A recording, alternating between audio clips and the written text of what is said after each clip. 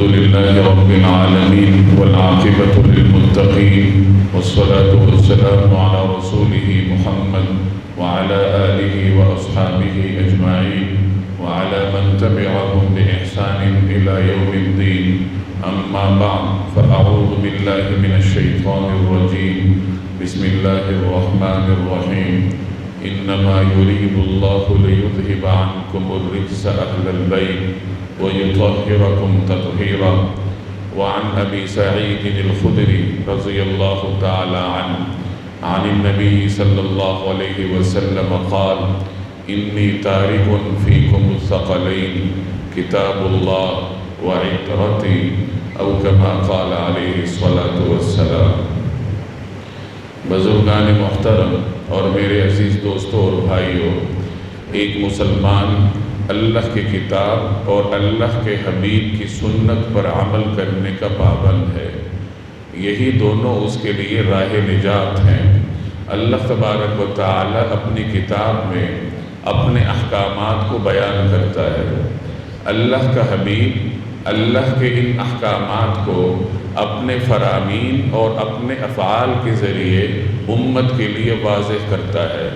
امت کو بتاتا بھی ہے کہ اللہ کے اس فرمان کا مطلب کیا ہے، اور امت کو کر کے بھی دکھاتا ہے کہ اللہ کے اس فرمان کا مفہوم کیا ہے. اللہ نے نماز کا حکم دیا اور نماز پڑھنے کا طریقہ اللہ کے حبیب نے ہمارے لیے واضح فرمایا. تو یہ دو ترقی اور نجات کی بنیادیں ہیں. ایک اللہ کی کتاب ہے اور دوسرے نمبر پر اللہ کے حبیب صلی اللہ علیہ وسلم کی سنت ہے. نبی کریم صلی اللہ علیہ وسلم کی سنت کو سیکھنے کے دو بنیادی ذرائع ہیں. ایک حضرات صحابہ ہیں اور دوسرے نمبر پر جناب رسول اللہ صلی اللہ علیہ وسلم کے اہل بیت ہیں. یہ دونوں طبقات کائنات کی وہ مقدس ترین شخصیات ہیں جنہوں نے اللہ کے حبیب کو اپنے ماحول میں دیکھا، اللہ کے حبیب کو چلتا پھرتا دیکھا، نماز پڑھتا دیکھا، روزہ رکھتا دیکھا، صدقہ خیرات کرتا ہوا دیکھا. میدان جنگ میں اللہ کے حبیب کے شانہ بشانہ ان دونوں طبقات نے دشمن کا مقابلہ کیا. تو اللہ کے حبیب کی پوری زندگی ان کے سامنے ایک کھلی کتاب کی طرح ہے. تو امت رسول اللہ صلی اللہ علیہ وسلم کی سنت کو سیکھنے کے لیے امت کے ان دو طبقوں کے محتاج ہے. ایک حضرات صحابہ کرام اور دوسرے نمبر پر جناب رسول اللہ صلی اللہ علیہ وسلم کے اہل بیت. اب ترتیب یوں ہوگی کہ مسلمان اللہ کی کتاب پر عمل کرنے کا پابند ہے. اللہ کی کتاب کو سیکھنے کا طریقہ رسول اللہ صلی اللہ علیہ وسلم کی سنت ہے، اور نبی کریم صلی اللہ علیہ وسلم کی سنت کو سیکھنے کے یہ دو بنیادی ذرائع ہمارے پاس ہیں. رسول اللہ صلی اللہ علیہ وسلم کے صحابہ ہیں اور آپ صلی اللہ علیہ وسلم کے اہل بیت ہیں. اہل بیت کو اس اعتبار سے صحابہ کرام کی مقدس جماعت میں امتیاز حاصل ہے کہ انہوں نے حضور صلی اللہ علیہ وسلم کو گھر کے باہر بھی دیکھا اور گھر کے اندر بھی دیکھا. صحابہ نے رسول اللہ صلی اللہ علیہ وسلم کو مسجد نبوی میں نماز پڑھاتے ہوئے دیکھا ہے. گھر کے اندر جو آپ کی قیام اللیل ہے، جس میں آپ اتنا طویل قیام کرتے تھے کہ آپ کے پاؤں مبارک سوج جایا کرتے تھے، تو اس قیام اللیل کو مشاہدہ کرنے والے صحابہ کرام نہیں ہیں بلکہ آپ کے اہل بیت ہیں.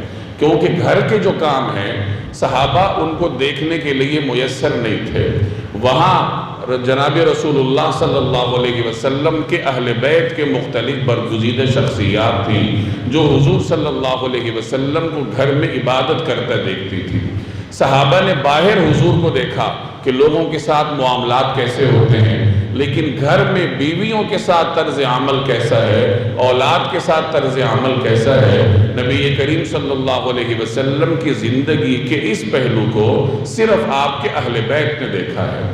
آپ کے اہل بیت میں کچھ حضرات ایسے تھے جو گھر میں بھی آپ کے ساتھ تھے کیونکہ اہل بیت کا حصہ تھے، اور باہر بھی آپ کے ساتھ تھے کیونکہ وہ آپ کے جبید القدر صحابہ میں بھی اہم مراتب رکھتے تھے. جیسے سیدنا علی رضی اللہ تعالی عنہ ہیں، ایک طرف وہ آپ کے اہل بیت کا حصہ ہیں، اور اس طور پر حصہ ہیں کہ حضور صلی اللہ علیہ وسلم کے گھر کے فرد ہیں۔ بچپن ہی سے نبی کریم صلی اللہ علیہ وسلم کے گھر میں حضرت علی رضی اللہ تعالی عنہ نے زندگی گزاری ہے۔ آپ جانتے ہیں کہ نبی کریم صلی اللہ علیہ وسلم نے ہی حضرت علی کی پرورش فرمائی، کیونکہ جناب ابو طالب جب مالی اعتبار سے کچھ زیادہ خوشحال نہ تھے تو رسول اللہ صلی اللہ علیہ وسلم نے اپنے دیگر چچاؤں کو مشورہ دیا کہ چونکہ وہ مالی طور پر پریشان ہیں تو ان کی اولاد کا بوجھ ہمیں ان کے ساتھ اٹھانا چاہیے، تو حضرت علی کو نبی کریم صلی اللہ علیہ وسلم اپنے گھر لے آئے تھے۔ تو اس طرح سیدنا علی نے تقریباً اپنی ساری زندگی نبی کریم صلی اللہ علیہ وسلم کے سائے میں گزاری۔ تو گھر کے اندر بھی حضور کو دیکھا ہے، جب نماز فرض ہوئی ہے تو اس وقت حضور گھر میں نماز کیسے پڑھتے تھے؟ مکی زندگی میں سیدنا علی آپ کے ساتھ ہوتے تھے۔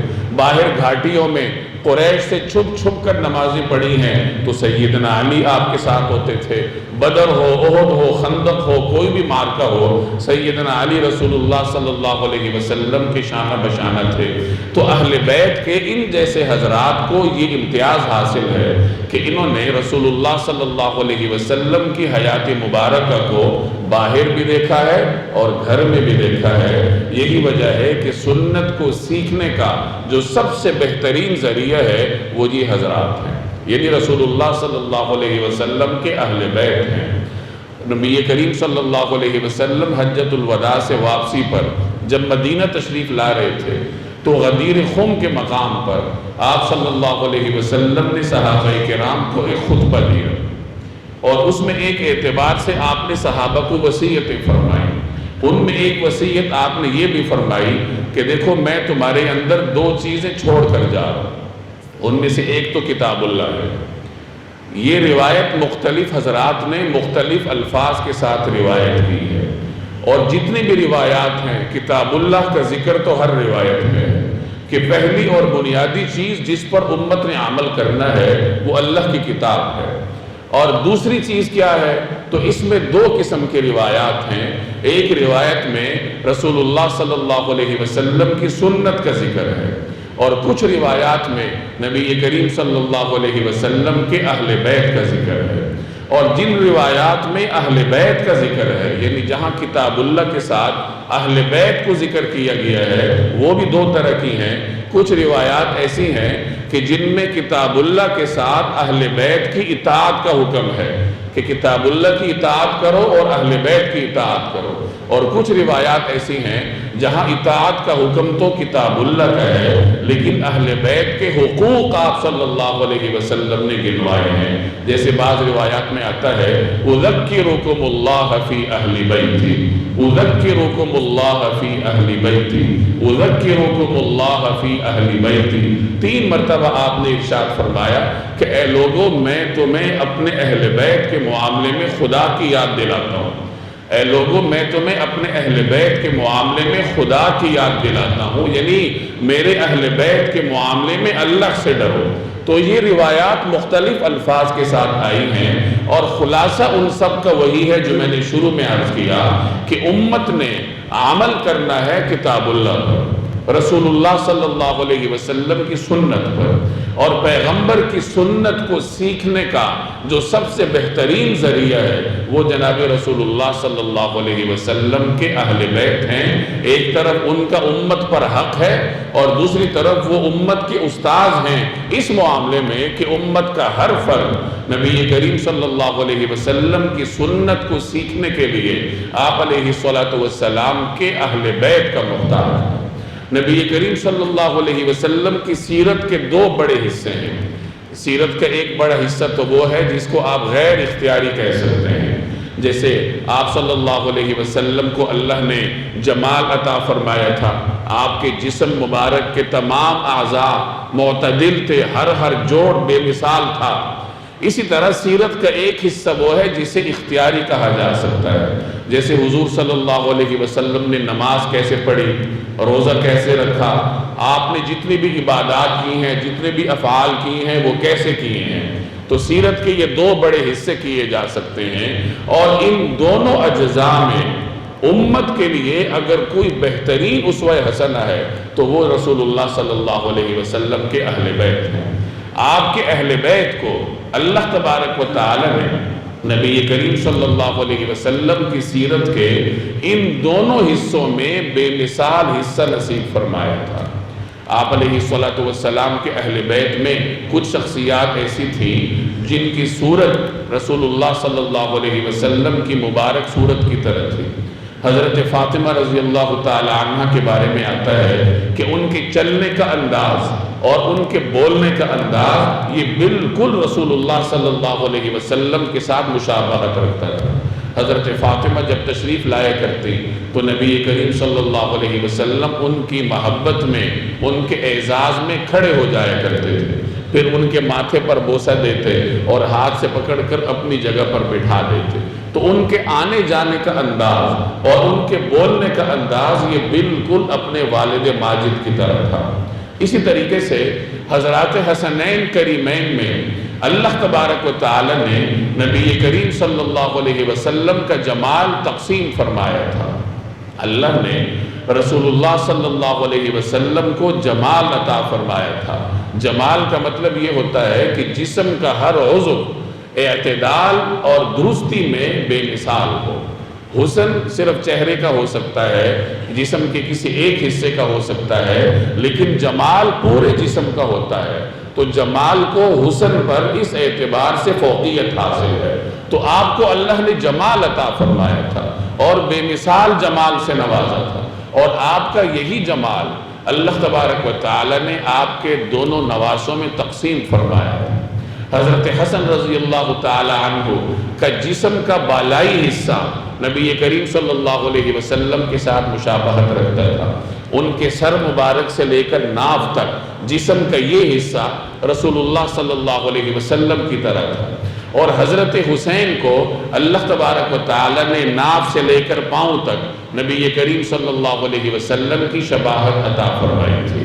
تو اس طریقے سے آپ کے بے مثال جمال کو اللہ تبارک و تعالی نے آپ کے مقدس ترین نواسوں میں تقسیم فرمایا۔ ایک روایت میں آتا ہے نبی کریم صلی اللہ علیہ وسلم کی خدمت میں حضرت فاطمہ حاضر ہوئی۔ یہ وہ وقت تھا جب رسول اللہ صلی اللہ علیہ وسلم اپنی حیات مبارکہ کے آخری بیماری کا مرحلہ گزر رہا تھا۔ تو اس میں حضرت فاطمہ حاضر ہوئی اور درخواست کی کہ یا رسول اللہ، یہ دونوں آپ کے نواسے ہیں، انہیں اپنی وراثت میں سے حصہ عطا فرمائیے۔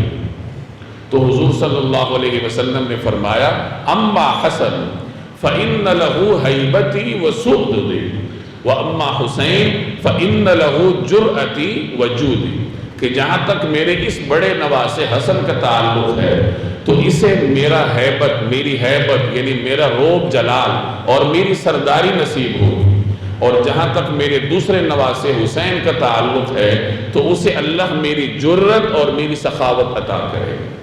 پیغمبر کو اللہ نے جتنی شجاعت عطا کی ہوتی ہے، پوری کائنات کے تمام شجاع مل کر بھی اس کے ایک ذرے تک بھی نہیں پہنچ سکتے۔ چنانچہ نبی کریم صلی اللہ علیہ وسلم غزوات کے مشکل ترین مراحل پر اپنی جگہ پر ثابت قدمی کے ساتھ ڈٹے رہتے تھے۔ غزوہ احد کے موقع پر جب قریش نے پیچھے سے حملہ کیا اور بڑے بڑے بہادروں کے دل ہل گئے اور پاؤں اکھڑ گئے، تو ایسے نازک ترین موقع پر جو شخصیت مضبوطی کے ساتھ اپنی جگہ پر براجمان تھی وہ جناب رسول اللہ صلی اللہ علیہ وسلم کی تھی۔ غزوہ حنین میں جب صحابہ کرام دو طرف سے تیروں کی بوچھاڑ میں آ گئے اور ادھر ادھر چلے گئے، تو اس وقت بھی جو اپنی جگہ پر مضبوطی سے اگر کوئی شخصیت تشریف فرما تھی تو وہ جناب رسول اللہ صلی اللہ علیہ وسلم تھے۔ علماء فرماتے ہیں، جیسے میں نے پہلے عرض کیا، کہ ایک پیغمبر کی جرت اور اس کی شجاعت دنیا کے تمام شجاعوں سے بڑھ کر ہوتی ہے۔ دنیا کے تمام بہادر مل جائیں تو وہ پیغمبر کی بہادری کے ایک ذرے تک نہیں پہنچ سکتے، اور آپ کی یہی بہادری اللہ نے آپ کے نواسے سیدنا حسین کو عطا فرمائی تھی۔ تو اس تناظر سے جب سیدنا حسین کی سیرت کو آپ پڑھیں گے تو آپ کو ہر جگہ ان کے اندر رسول اللہ صلی اللہ علیہ وسلم کی جرأت نظر آئے گی، اور آپ صلی اللہ علیہ وسلم کی شجاعت کا عکس ان کے اندر نظر آئے گا۔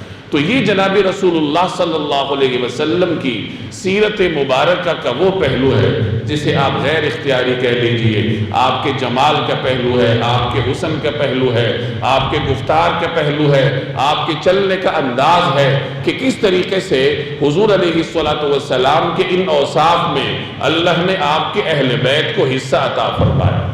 اب جو سیرت کا اگلا حصہ ہے، اختیاری افعال، عبادات ہیں، بندوں کے ساتھ معاملات ہیں، ان میں بھی نبی کریم صلی اللہ علیہ وسلم کے اہل بیت کو اللہ نے وافر حصہ عطا فرمایا تھا۔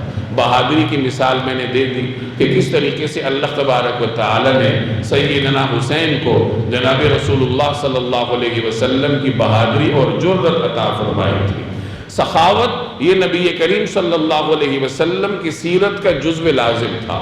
آپ کی سخاوت کو صحابہ کرام نے چلتی ہوئی تیز ہوا کے ساتھ تعبیر فرمایا کہ رمضان میں آپ کی سخاوت ایسی ہوتی تھی کالریح المرسلہ، جیسے چلتی ہوئی ہوا ہوتی۔ ہوا جب چلتی ہے اس سے ہر آدمی مستفید ہوتا ہے، انسان تو کیا، اس سے حیوانات، جمادات، ہر مخلوق کو فائدہ ہوتا ہے۔ تو حضور صلی اللہ علیہ وسلم کی سخاوت بھی ایسی ہی تھی کہ اس سے ہر مخلوق کو فائدہ ہوتا تھا۔ یہی سخاوت اللہ نے آپ کے اہل بیت نے منتقل فرمائی۔ ازواج مطہرات کو نبی کریم صلی اللہ علیہ وسلم سال کا نفقہ ایک ہی مرتبہ عطا فرما دیا کرتے تھے، اور وہ اس کو پورے سال کے لیے ذخیرہ کرنے کی بجائے اللہ کی راہ میں صدقہ کر دیا کرتی تھی، اور اس کے بعد پھر ازواج مطہرات کے حجروں میں فاقہ ہوا کرتا تھا۔ اسی طریقے سے حضرات حسنین کریمین کو اللہ نے ایسی بے مثال سخاوت عطا فرمائی تھی جس کی کوئی مثال امت میں نہیں ملتی۔ حضرت حسن کے بارے میں آتا ہے کہ انہوں نے اپنی زندگی میں 3 مرتبہ اپنا سارا مال اللہ تبارک و تعالیٰ کے راستے میں صدقہ فرمایا، یہاں تک کہ اپنے پاؤں کے موزے بھی اتار کر اللہ کے راستے میں دے دی۔ اب کہنا آسان ہے، سننا آسان ہے، لیکن ذرا تصور کریں کہ اپنا سارا مال اللہ کے راستے میں صدقہ کیا جا سکتا ہے۔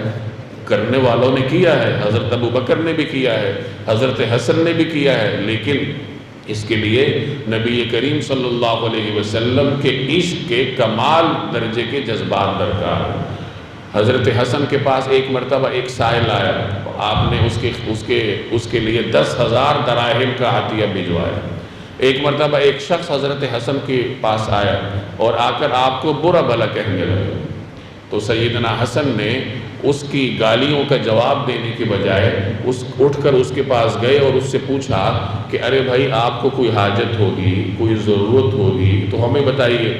تو وہ پھر بھی گالیاں دینے لگا، تو حضرت حسن نے نقد رقم لا کر اس کے ہاتھ میں پکڑا دی۔ اس پر وہ شخص کہنے لگا کہ یقیناً آپ رسول اللہ صلی اللہ علیہ وسلم کے فرزند ہیں، اور میں آپ کے حوصلے کو جانچنے کے لیے آیا تھا۔ تو اللہ تبارک و تعالیٰ نے اس طریقے سے انہیں حوصلہ عطا کیا تھا کہ ایک آدمی برا بھلا کہہ رہا ہے اور وہ اٹھ کر اس کی ضروریات پوچھ رہے ہیں۔ یہ واقعہ نقل کرنے کے بعد شیخ علی حجویری داتا گنج بخش رحمہ اللہ لکھتے ہیں کہ یہ اللہ کی وہ برگزیدہ شخصیات تھی جن کے لیے لوگوں کی تعریف اور لوگوں کی مذمت اور گالیاں ایک برابر تھی۔ کوئی آدمی تعریف کرے یا کوئی آدمی برا بھلا کہے، ان کے اوپر اس کا اثر نہیں پڑتا تھا، کیونکہ ان کی نظر مخلوق سے ہٹ کر خالق کی طرف جا چکی تھی۔ اب مخلوق چاہے تعریف کرے یا برا بھلا کہے، ان حضرات پر اس کا اثر نہیں ہوتا تھا۔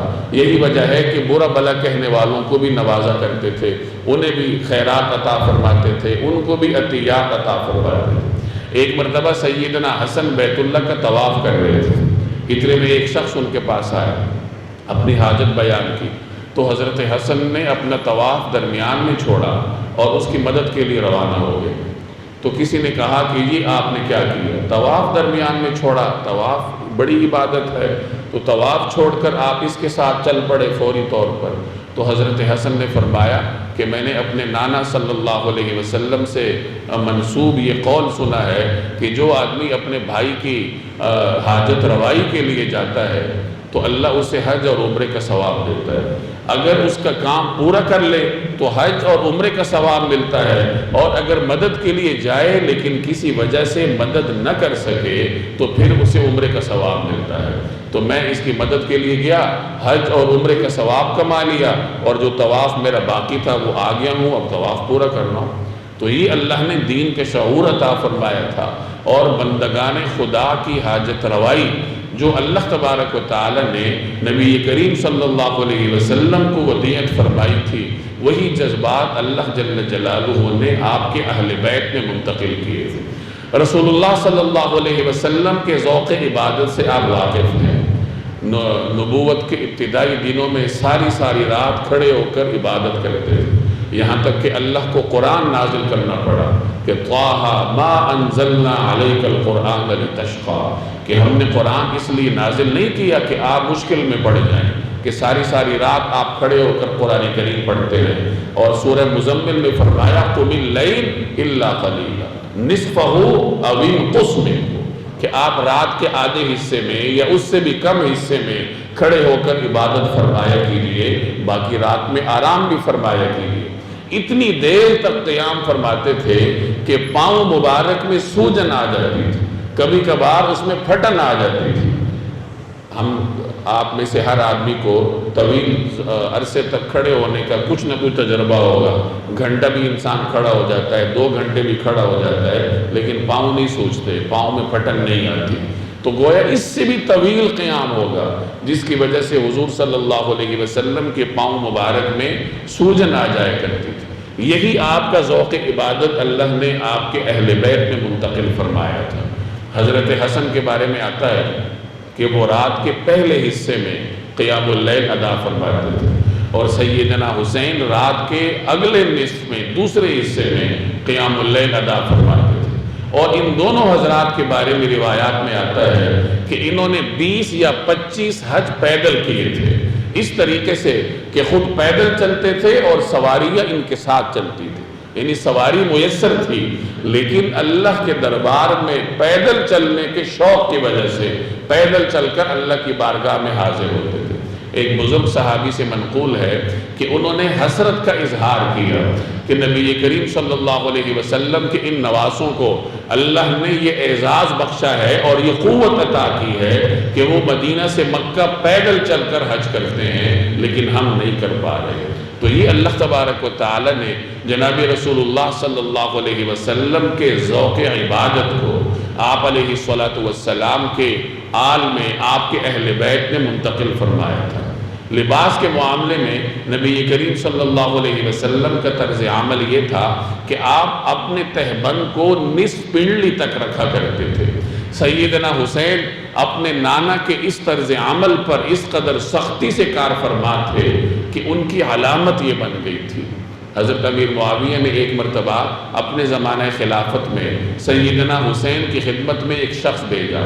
اب وہ چونکہ حضرت حسین سے واقف نہیں تھا، تو حضرت امیر معاویہ نے حضرت حسین کی 2 علامات بتائیں۔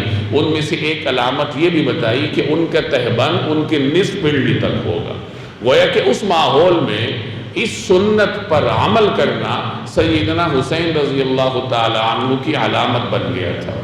رسول اللہ صلی اللہ علیہ وسلم قرض کو پسند نہیں فرماتے تھے۔ اگر کوئی آدمی مجبوری میں قرض لے تو وہ اس کی مجبوری ہے، لیکن جلد از جلد اس کو ادا کرنے کی فکر کرنی چاہیے۔ اور اگر کوئی مقروض ہوتا تو اس کی جنازے کی نماز کی امامت سے آپ انکار فرما دیتے۔ ہاں کوئی صحابی اس کا ذمہ لے لیتا تو پھر آپ اس کی جنازہ پڑھا دیا کرتے تھے۔ سیدنا حسین اس سنت پر اس قدر سختی سے کار فرما تھے کہ میدان کربلا میں عین اس وقت جب چاروں طرف سے سرکاری افواج نے آپ کو گھیرے میں لیا ہوا تھا، وہ ہزاروں کی تعداد میں تھے اور آپ کے ساتھ 150 کے قریب افراد تھے۔ اب ایسے موقع پر ایک ایک فرد کی ضرورت ہوتی ہے، لیکن حضرت حسین نے اس موقع پر اپنے رفقا سے فرمایا کہ چونکہ قتال یقینی ہو چکا ہے تو تم میں سے جس آدمی کے اوپر قرضہ ہو وہ میرے ساتھ لڑائی میں حصہ نہ لے۔ تو ایک شخص عرض کرنے لگا کہ میرے اوپر قرض تو ہے لیکن میری بیوی نے اس کا ذمہ اٹھایا ہے، وہ میرے بعد ادا کر لے گی۔ تو آپ نے فرمایا کہ نہیں، اس کے ذمے کی کوئی ضمانت نہیں ہے، اس کا کوئی اعتبار نہیں ہے۔ چنانچہ اس آدمی کو سیدنا حسین نے اپنے ساتھ قتال میں شریک نہیں فرمایا۔ تو یہ تمام واقعات آپ کو یہ سبق دیتے ہیں کہ نبی کریم صلی اللہ علیہ وسلم کے اہل بیت میں اللہ نے آپ کے اوصاف منتقل فرمائے، اور رسول اللہ صلی اللہ علیہ وسلم نے ہمارے لیے یہ وصیت چھوڑی ہے کہ ہم آپ کے اہل بیت سے سنتوں کو سیکھیں۔ تو اس لیے میں عرض کرتا رہتا ہوں کہ حضرات اہل بیت کی سیرت کا مطالعہ اس نیت سے کیا جائے کہ ایک تو ان کی محبت ہمارے دلوں میں مزید بڑھے، اور دوسرے نمبر پر ان سے ہم سنت سیکھیں، اور سنت سیکھ کر پھر اس کے اوپر عمل کریں۔ آج کل ہمارے ہاں لوگوں کا ذوق بدلا ہوا ہے، اہل بیت کی سیرت کا مطالعہ سنت سیکھنے کے لیے یا عمل کے لیے نہیں کیا جاتا، بلکہ تاریخ کے جنگل سے ادھر سے روایت اٹھا لی کہ فلاں نے یوں کر دیا تھا، ادھر سے روایت اٹھا لی فلاں نے یوں کر دیا تھا، اور محض ذہنی لذت کے لیے اور ذہنی ورزش کے لیے تاریخ کے جنگل سے مختلف روایات اٹھاتے ہیں، خود بھی پریشان ہوتے ہیں، دوسروں کو بھی پریشان کرتے ہیں۔ خوب یاد رکھیے کہ صحابہ کرام ہوں یا اہل بیت ہوں، یہ ہمارے عقیدے کا حصہ ہیں۔ نبی کریم صلی اللہ علیہ وسلم نے ان کے بارے میں صحیح روایات میں امت کو وصیتیں فرمائی ہیں۔ اب اگر تاریخ کی کوئی ایسی روایت آ جائے جو اہل بیت کے کسی معزز فرد یا صحابہ کرام کی جماعت کے کسی معزز فرد کے خلاف جا رہی ہو، تو وہاں مسلمان کے لیے سلامتی کا راستہ یہ ہے کہ تاریخ کی اس روایت کو چھوڑ دے اور صحابی کے ساتھ یا اہل بیت کے اس معزز فرد کے ساتھ حسن ظن رکھے۔ حسن ظن کا معاملہ ہے، لیکن ہمارے ہاں معاملہ الٹا ہے کہ جیسے ہی کوئی تاریخ کی روایت آئی، تاریخ کوئی قرآن حدیث تو نہیں ہے، تاریخ لکھنے والے میرے اور آپ جیسے تھے، اور ان کے رجحانات تھے میرے اور آپ جیسے، اپنے اپنے رجحانات کے تحت انہوں نے تاریخ لکھی ہے۔ تو صحابہ کرام یہ تاریخی شخصیات نہیں ہیں، یہ ایمانی شخصیات ہیں، اور ایمانی شخصیات کے لیے پھر ان کا مقام تاریخی روایات کی بنیاد پر نہیں پرکھا جاتا۔